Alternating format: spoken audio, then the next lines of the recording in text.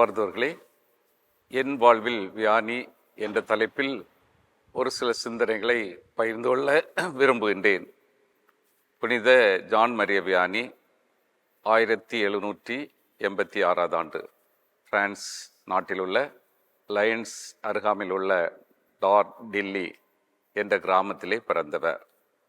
இவரை பொறுத்தவரையில் விவசாய குடும்பம், 6 பேரில் 4வது நபராக பிறந்தவர்.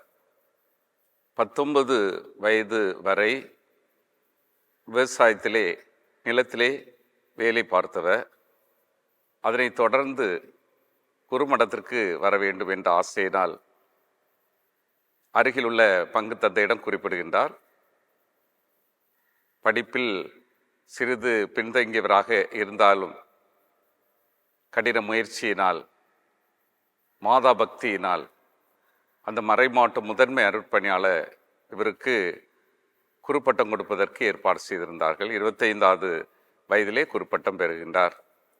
முதலில் அவருக்கு குறுப்பட்டம் கிடைத்த பின்பு துணை தந்தையாக பணிபுரிந்தார்கள் 1 ஆண்டு.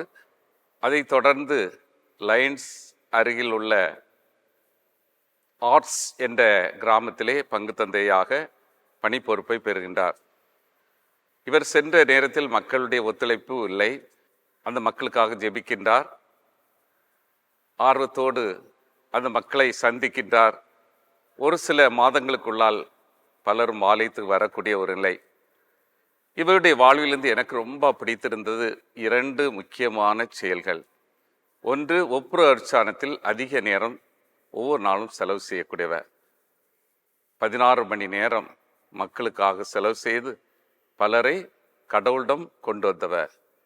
2வது, ஏழைகள் மேல் கரிசனையோடு உதவி செய்தவர்.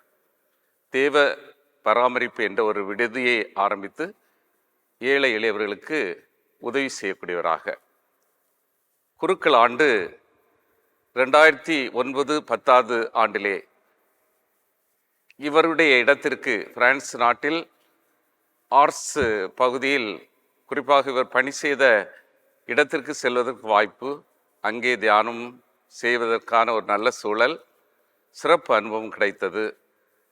இந்த 2 முக்கியமான அனுபவம், அவர் ஏழை மேல் கொண்டுள்ள கரிசனை, அதேபோன்று ஒப்பு அர்ச்சானத்துக்கு கொடுத்த முக்கியத்துவம் என்னுடைய பணித்தளத்திலும் ஆர்வமாக செயல்படுவதற்கு தூண்டியிருக்கிறது.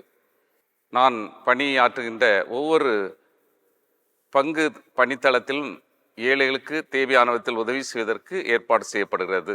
சபைகள், இயக்கங்கள், அன்பியங்கள், அதே நேரத்தில் என்னாலும் இயன்ற விதத்தில் உதவி செய்ய முடிகிறது.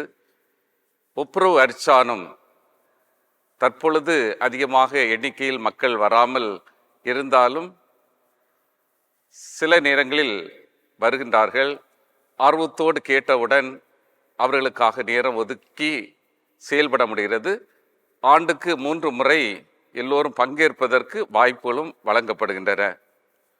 ஆகவே இந்த புனித எனக்கு தந்திருக்கின்ற இந்த 2 அனுபவம் பணி வாழ்விற்கு மிகவும் பயனுள்ளதாக இருக்கிறது.